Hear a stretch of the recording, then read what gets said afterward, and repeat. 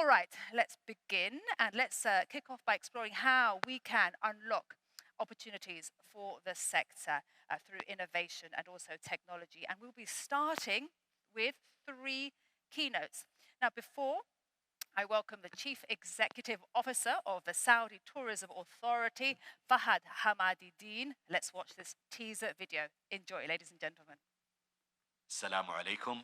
Hello, everyone. My dear friends and colleagues, let me welcome you to the second day of the Global Summit. This time, from the Visit Saudi Metaverse. Travel and tourism is no longer just about the physical destination. It's about its unique culture and unforgettable experiences. The stories of myths and legends, the folklore and dance, the food and friendships, the events, heat and beat, and most importantly, people, authenticity, and warmth. The metaverse will reshape the way we experience and engage with travel and tourism. And Saudi is a pioneer in this very exciting evolution.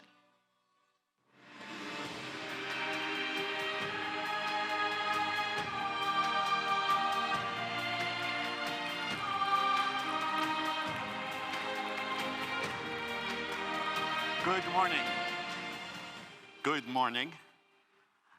So that is why I wanted to start my keynote today from the metaverse. Tech and travel are obvious companions on a journey. Modern travel would not have come to where it is without technology, and I'm sure we all know it. But let's go back in time and see what history can tell us. When the World Wide Web started, many were skeptic. Is it a fad? How much would it go? This is not for us. But in reality, we all witnessed the internet moving from an information glossary into a interaction platform, into transactional platform, into community platform. Today, history is telling us, keep your eye on internet because it's moving into a new platform of immersion of co-creation. So let us talk about travel more specifically and the second wave of impact that created as businesses got created on that internet, the OTAs. Many were skeptic on how far can the OTAs go versus traditional travel agencies. And we witness today that 2/3 of our online bookings are coming from the online business. In STA, we have grown in the past 2.5 years from 5 people to 405, probably to 6 as I speak, I'm not sure. But what's important is that the average age of the people we've hired in the organization is barely over 29 years old. And as I witness the top and bright and most creative talents joining us in STA, I can only focus on the creativity and how diverse and different they are from one another is one, but from all those that are above the age of 35, where I lie, distantly. And they're not just the workforce. I mean, all of us were talking yesterday about hiring, training youth, and youth as workforce. But the real important signal here, they're not just the workforce. They are different, and they are the customer. They are the ones that will shape the future of travel. And they look at the world, live it, experience it very differently. So, in reality, I'm not here to convince you about metaverse. I'm not here a tech expert. I'm going to be followed by brilliant experts that are way more advanced than me in applying technology in airports or in creating technology. So Paul and Miguel will tell you more about it, and I will never be Fahd Zuckerberg. But what I want to tell you is that as we look at the future and we look at technology, we have a choice. Do we resist and wait until the customers force us, or do we embrace it and be ahead? Sounds obvious, but my humble advice is three things. Number one, definitely embrace it. Number two, make sure that you have unconventional youth. Just get youth. They will be unconventional. Get youth on the table, not on a tactic, on a creative hub. Get them in the strategy, the long-term strategy of your business model, on your R&D strategy. And if you don't have a long-term strategy, think again. Number three, partner with those experts, those peers that are venturing into the future with the possibilities of what technology can bring. No matter where your business model or business contribution lies in the value chain, whether you are online booking, to planning, to distribution, even down to a destination, the same applies. So as a person who's in charge of a destination, visit Saudi, my call to other destinations is join us. Yesterday, in the destination panel, we launched the Tourism Innovation Index with some of the best destinations. Singapore to Australia. My call to all of you is join us. Let us collaborate to co-create the future. Thank you, and I wish you a very fruitful day.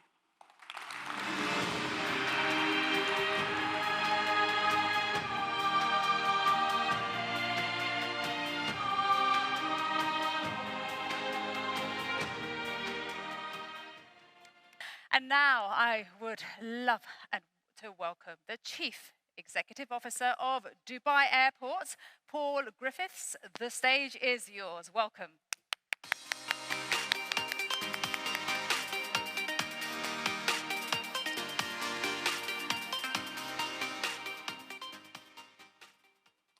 Good morning. Let me begin by taking you back on a journey 200 years ago. It's the height of the Industrial Revolution in Europe.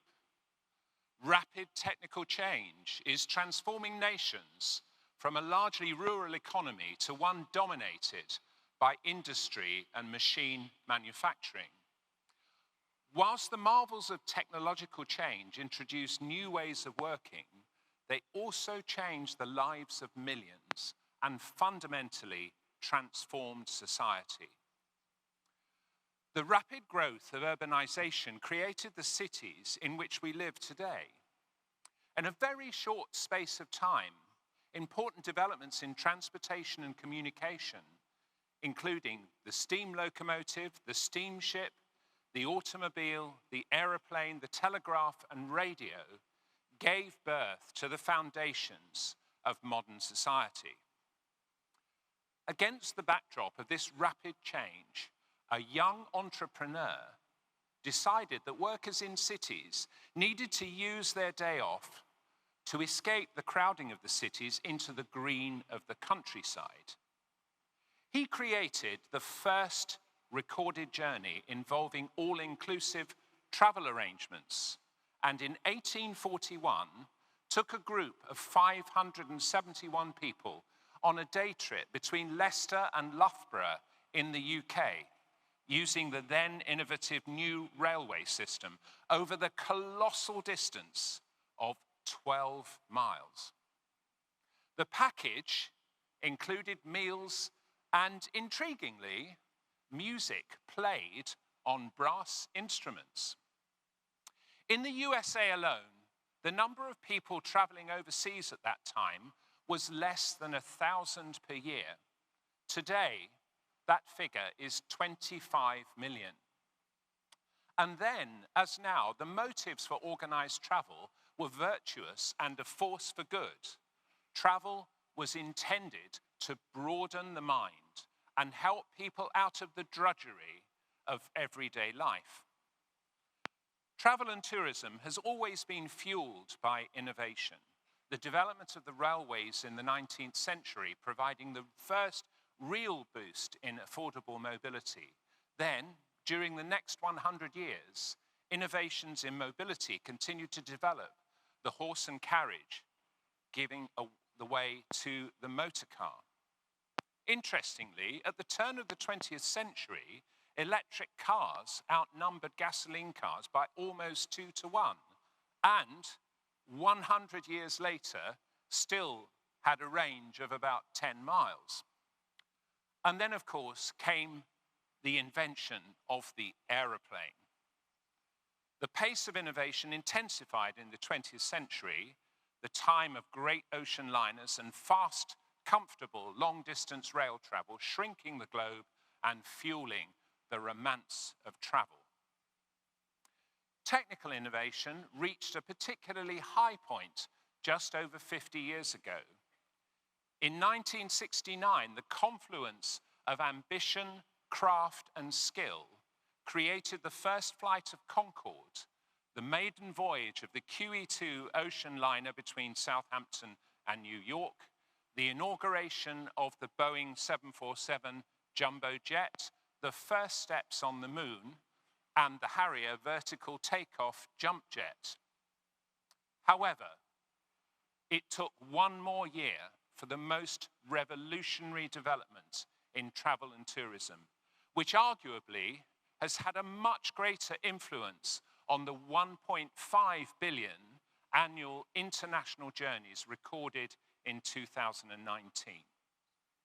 It was in 1970 that a US inventor filed his patent with the US Patent Office to create arguably the invention that's given billions of travelers all over the world the greatest transformation in personal mobility that we may ever see. Yes, it was Bernard Sado that first gave us wheels on a suitcase. This story is quite remarkable, mostly for the way we accepted the status quo of carrying heavy suitcases 5,000 years after the invention of the wheel. Even hamsters got wheels before we put them on our luggage. But the serious point is one of perspective. Technical innovation and change is hampered by our own human resistance to even the simplest of solutions. Change isn't necessarily about striving for the most difficult and complex solutions, and many of the most transformative innovations, such as wheels on suitcases, look blindingly obvious in hindsight, but were clearly not at all obvious before that moment. The pace of technical change is intensifying, and some of the greatest challenges to convention over the past few years have been simple and obvious, but previously impossible until the dramatic transformation enabled by the technology that we now take for granted. And predictions of how technology will change our lives is almost universally wrong. We were told that cheap energy would make it unnecessary to insulate our homes and offices against heat or cold, and how computers would do all of our work for us so we could spend our time at leisure, and predictions that faxes, emails, and instant messaging would make our lives simpler and less frenetic. And these have all been proven completely wrong. Fortunately, so was the recent prediction that video conferencing would have a dramatic impact on the demand for travel. So this would seem like the moment to say how wonderful it is to see everyone here in 3 highly tangible dimensions. However, technology may not be having the effect originally predicted, but that doesn't mean that it's anything short of profound. Take the transformation of the retail business. Before the start of the last decade, if we wanted to buy something, we had to travel to a store, choose from a limited range of options and prices, hope that the store had it in stock, and then had to transport it home with us. That cost us time and money and often created disappointment. Now, we can shop without leaving our chairs, and a bewildering array of millions of products from all over the world can be delivered to our doorstep in record time. And sometimes the benefits to the consumer sit behind the technology. The reason that Uber and other taxi apps are so prevalent is that they have bound each individual taxi into an integrated network designed to optimize the movement of an entire taxi fleet of a city to bring efficiencies that were unthinkable when each individual taxi had to ply the streets in the hope of finding a potential customer. Now, taxi apps are like real-time dating agencies, constantly matching supply of taxis to traveler needs and optimizing journeys into the most effective, efficient, and available for both driver and passenger. However, there are many more opportunities for transformation within our industry and a pressing need to do so. We are facing a new reality with the urgent need to embed sustainability practices into everything we do. The term necessity is the mother of invention can be traced back to the 6th century before the Common Era. However, it is as true today as it was then. We now have the technology to deconstruct the inconveniences of humanity and reconstruct them in a more beneficial way. Let me give you a couple of examples of what I believe are those wheels on a suitcase opportunities of the future. A 12-ounce can of soft drink, let's say Coke, costs about 80 US cents in the US. If you put just one single can on a typical jet plane and fly it from here to, say, London and back every day for a year, that 80-cent 12-ounce can will consume almost $200 in jet fuel, about 250 times the cost of the can. And that tiny can would also be responsible for the generation of almost 1.2 tons of CO2. Multiply that by the amount of in-flight retail products that are carried on every flight, many of which remain unsold, plus the weight of highly flammable liquid carried on board by airline customers, and the amount of jet fuel that's consumed and CO2 generated, transporting products that could be sold virtually in the air and delivered conveniently on the ground, runs into billions of dollars per year. Plus, we are all reiterating all of the shortcomings and disappointments of the old retail model that companies such as Amazon have swept aside. It's also a massive business opportunity, delivering the same efficiencies of the e-commerce sector that have delivered exponential growth in market share. Amazon now commands almost 40% of all online sales in the US. So, airline executives, take your companies on a massive weight reduction program to not only save money and improve customer service, but also to tackle the carbon footprint of air travel that's proving so difficult to abate in the short term. Surely we can add to this list in-flight retail, magazines, menus, and other service items that could be turned into weightless and sustainable digital services. However, now I must turn my attention to airport designers. First of all, please understand that airport managers like myself should not be in the business of operating complexes and managing infrastructure. The hardware is simply the means. The end product that we should all be striving to achieve is the delight of the customer, usually created by ensuring that the interface with our product is as brief as possible. Why do we therefore insist when journeys start and end in different locations all across a city, enforcing everyone through the same vast monolithic architecture, creating significant walking distances, queues, crowding, and all sorts of unpleasant experiences to induce stress, discomfort, and delay to our customers. Does this really have to be the future of airport design? Let's predict the impact that technology will have on travel. Firstly, why do all the formalities of travel, such as booking, check-in, security and immigration and retail, why do they have to take place at disruptive and completely independent landmarks on the customer journey? Can this, in our modern age of technical aggregation, not be achieved seamlessly before the start of every journey? We don't need to see the complex networks and computing power making our taxis appear at our doorstep so quickly. So why have a raft of seemingly rigid and bureaucratic processes set against our direction of travel, like trying to push a shopping trolley across a series of railway tracks? Now, here's a question for you.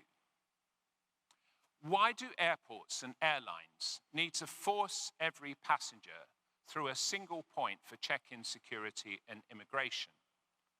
The answer is for the convenience of the airline and airport operator, because it's cheaper to make people queue for a common resource. But it's also intensely annoying for the customer. And here's another thing. Airport designers, please remember that the length of the average human step is about 2.5 feet. When you travel back home, look at your phone and see how many steps you take in a day when you travel by air. Usually for me, it's about 10,000, which is about 5 miles. So please stop making us anxious by forcing us to cover vast distances when we travel through airports, which, having forced us to wait in line several times, creates needless anxiety when we fear we may miss our plane, which is often located well out of sight in what seems to be a distant universe. Why not stick to the premise of small is beautiful in airport design? We all love those local airports where you can see the planes when you pull up to the terminal, which never seems crowded, has short walking distances, and uncomplicated and understandable signage. So, instead of building larger terminals and losing all of these intimate characteristics in vast swathes of concrete, glass, and steel, why can't we build several smaller airports within a large airport, where compact terminals with individual road and rail connections can share the economies of scale of large airfield and runway facilities, thus eliminating the need to aggregate every traveller from their original individual origin, only to disaggregate them again when they head off to catch their plane. Let's bring back the romance and convenience of travel by making journeys seem more intimate and individual, dealing with the formalities in the background, relieving customers of their bags at the start of the journey and returning them to them at the end, making no one walk more than 200 meters from their car or train to their plane, and eliminating queues and crowds forever. Let's be true to that altruistic force for good on which our industry was based all those years ago. But before you roll your eyes and say this guy is just dreaming, it will never happen, just remember this one point. However fanciful some of these predictions might be today, tomorrow they may seem as obvious as putting wheels on a suitcase. Thank you.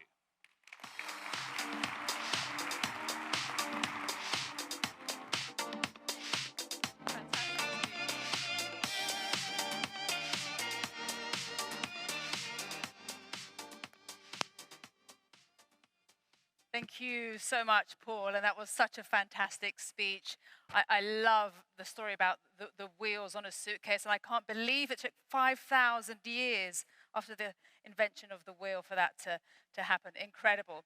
All right. Thank you so much. Next, ladies and gentlemen, it gives me great pleasure to hand over to the Chief Executive Officer of VisionBox, Miguel Leitmann. Welcome to you. The stage is yours. Thank you so much.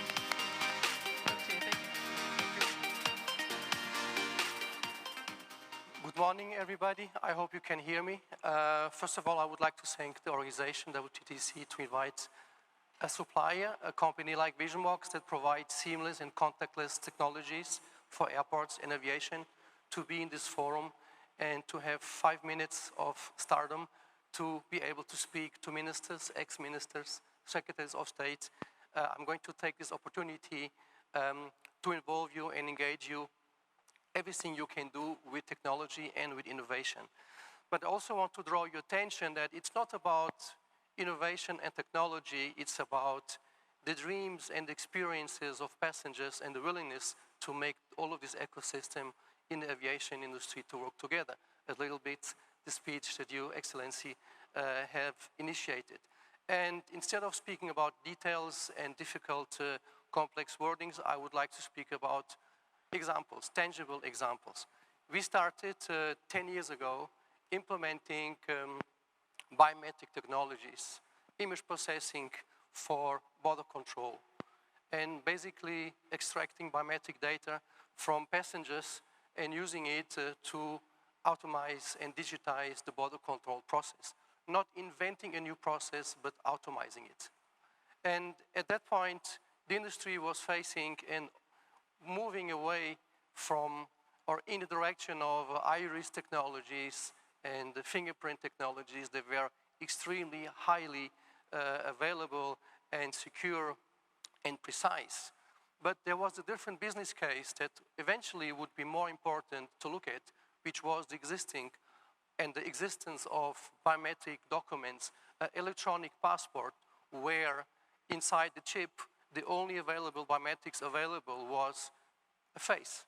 So why don't take advantage of the business case, which is much more important and much more available with much more impact, and develop that technology around it, which at that point of time was disputed. Face matching was not accurate enough.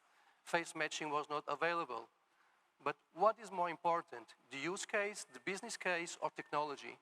The use case is much more important, and that's my message to all of you here today is follow your dreams, follow your concepts, your ideas, how you want to propagate experience to your tourists, to your passengers in your airports, in your countries. This is much more important. Technology will follow, and technology will be able to answer all of your challenges and questions. So by implementing automated border control based on face matching, face today is the biometrics used all over the world, worldwide. We do more than 1 billion checks every year with the solutions we have implemented worldwide, and face is the prime biometrics to be used today in border control. Fingerprint and iris is being used for secondary checks in those processes. So if you want to take biometrics into the broader spectrum of the experience in an airport, you talk about seamless and contactless. And with the event of the pandemic, the word contactless and seamless today is known for everybody, right? But what is the challenge here? The challenge here is not technology again. It's something that can evolve, that can be implemented. But in border control, you speak to one stakeholder. It's the border control authorities. If you want to bring seamless and biometrics throughout the airport, you are going to speak to a number of stakeholders. And there's the challenge.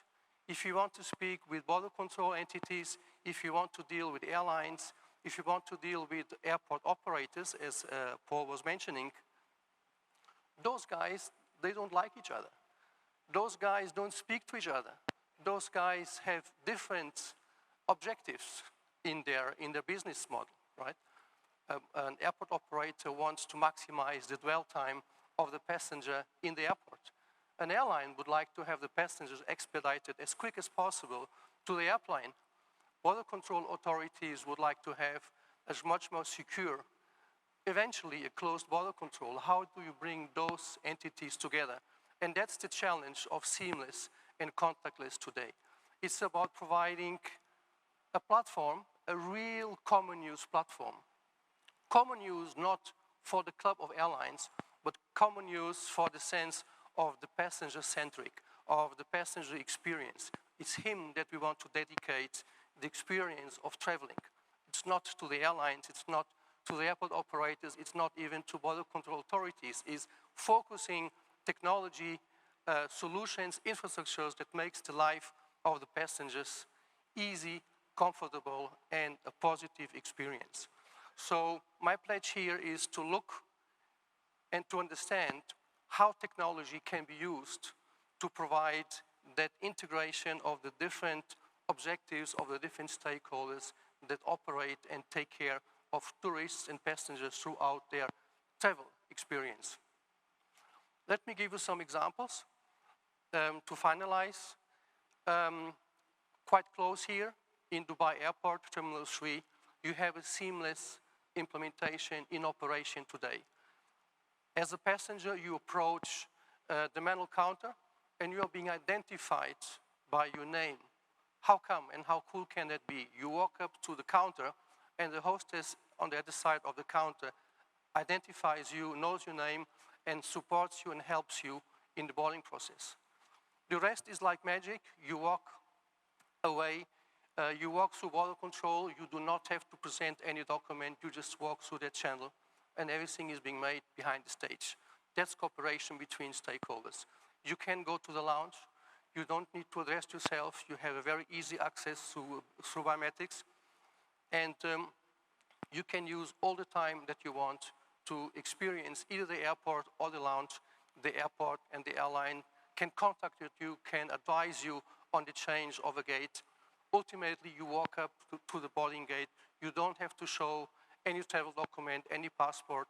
You show your face as the glue, as the passport of your process, and you walk straight into the airplane.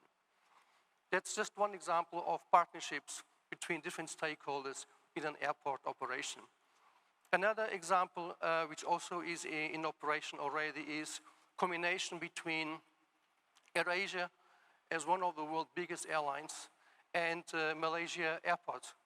You can make your booking through AirAsia's applications, the so-called super app. You can leave all your documentation, all your information in that super app. And then you have established a connection, a partnership between the airline and the airport. Ultimately, the passenger pops up in the airport. He walks through the airport infrastructure, and he can have access to the floors. He does not have to show any documentation. He can walk up to the boarding gate and board the airplane without ever showing any of his documents. Here again is supporting and providing for the passenger a real positive user experience by making sure that stakeholders like airport operators, airline organizations, and police authorities, they work together, they collaborate, and they make the experience of the passenger very useful and very positive. Thank you so much.